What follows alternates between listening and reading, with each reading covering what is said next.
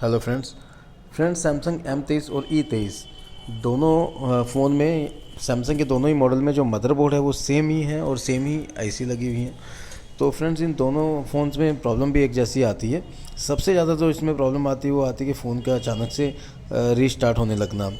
Phone on करना, थोड़ा बहुत यूज़ किया, उसके बाद रीस्टार्ट हो गया। तो ऐसा ही फ़ोन एक हमारे पास आया, लेकिन ये रीस्टार्ट की प्रॉब्लम में नहीं, ये डेड की प्रॉब्लम में आया। इससे पहले भी हमने काफ़ी फ़ोन ठीक किए हैं जो कि रीस्टार्ट की प्रॉब्लम में थे और डेड भी थे।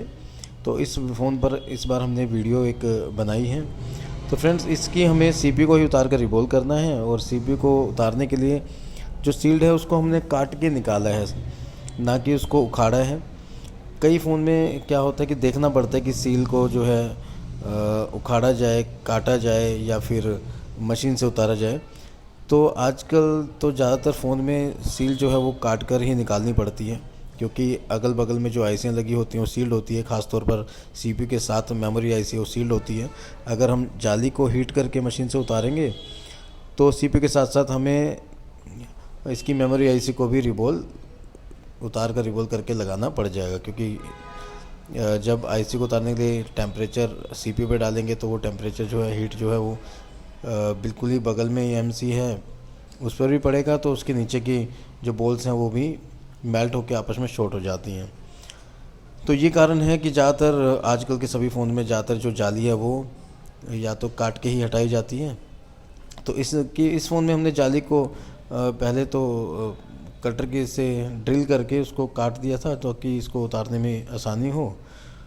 और उसके बाद फिर हमने सीपीयू को उतार लिया। सीपीयू को उतारने के लिए जो टेम्परेचर हमने रखा वो 360 पर रखा था, और एयर का फ्लो 2 से 3 के बीच में, और लगभग 40 सेकंड तक हमने चारों तरफ से अच्छे से हीट किया आईसी को, और बड़ी आसानी के साथ आईसी उतर गई।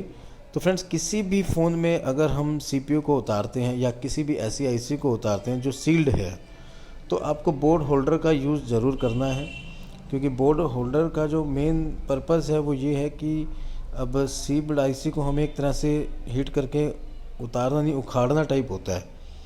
तो उखाड़ने के लिए उसकी जो है आईसी उतारने वाली जो हम टूल यूज़ करते हैं, जो पत्ती होती है उसकी, उसको हम आईसी के नीचे जब घुसाते हैं तो उसकी वजह से अगर हम बोर्ड होल्डर यूज़ नहीं करेंगे तो बोर्ड इधर उधर भागेगा।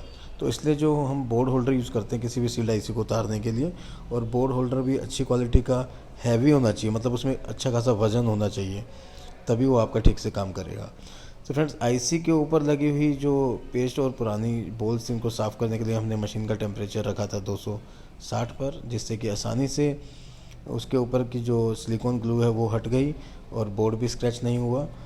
और ये जो आईसी को साफ़ करने का जो टाइम होता है, मतलब उस समय पर आपको जो आईसी क्लीन करनी है वो बड़ी हल्के हाथ से करनी है, क्योंकि कई बार केस क्या होता है, जैसे हमारे जो स्टूडेंट्स हमसे सीखते हैं मोबाइल रिपेयरिंग, वो कई बार जब काम सीखने के बाद भी उनसे देखने को मिला है कि उनकी कई सारी प्रॉब्लम्स, इस तरह की प्रॉब्लम्स आती हैं कि भैया आईसी उतारी थी, साफ़ करने के टाइम पर प्रिंट स्क्रैच हो गए। हालांकि उसमें वो भी ठीक हो जाता है मास्किंग वगैरह करने से, लेकिन काफ़ी ज़्यादा मेहनत और बढ़ जाती है उसमें।